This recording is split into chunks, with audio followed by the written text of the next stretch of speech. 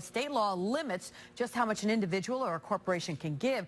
There is a way around those restrictions through limited liability companies, or LLCs.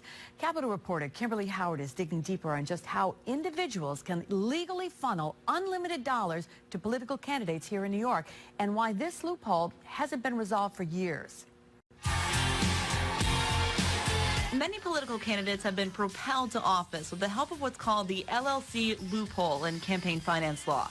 It allows single donors to give unlimited amounts of money by forming as many limited liability companies as they want. The floodgates have really opened on the LLC loophole.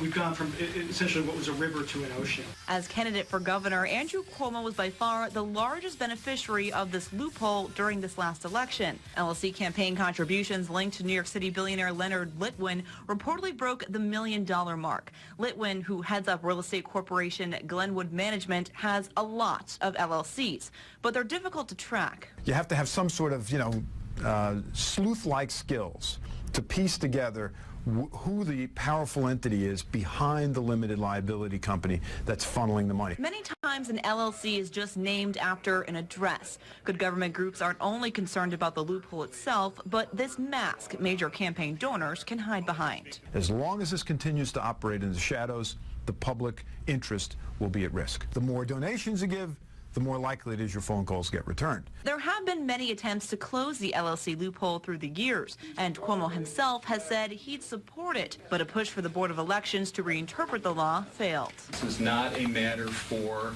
an administrative agency, the State Board of Elections, to decide. This is a matter for the state legislature. So the Democrat-led Assembly passed a bill, but the Senate version hasn't made it to the floor. The Senate Republican majority could put this bill on the floor any day they pleased. Senator Daniel SQUADRON says the bill stalled in committee. It is a dark moment now, but sometimes it's darkest before the dawn.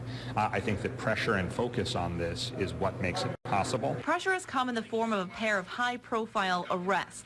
LLCs made a cameo in both the criminal complaints against former Assembly Speaker Sheldon Silver and former Senate Majority Leader Dean Skelos. We asked Skelos if he'd vote yes on closing the loophole, but he just said, "We will discuss it in conference." With less than 2 weeks of session left, that's looking less and less likely. Republican Senator Richard Funke gave me some insights as to why. We're trying to slow the process down a little bit so that we take a thorough look at it, because it needs further study. My fear is that there may be a legal challenge to this LLC depending upon where it goes. That's why I want to study it further, make sure it's doing what people intended to do. These are the rules of the game, and until the rules of the game are changed, they want to play them as aggressively as their opponents do, because they want to get elected to office. In Albany, Kimberly Howard, CBS 6 News.